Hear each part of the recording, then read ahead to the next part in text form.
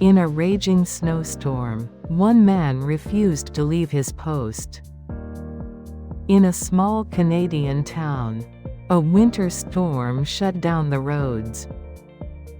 Everyone went home early, except one elderly flagman, named William. Snow piled on his shoulders. Wind cut across his face. But he stood there, unmoving. Why? Because one last patrol car still had to pass through. He didn't want his coworker to lose the road in the whiteout.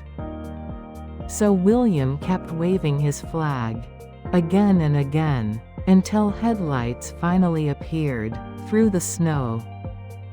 As the patrol car passed, he raised his hand and gave a slow, final salute.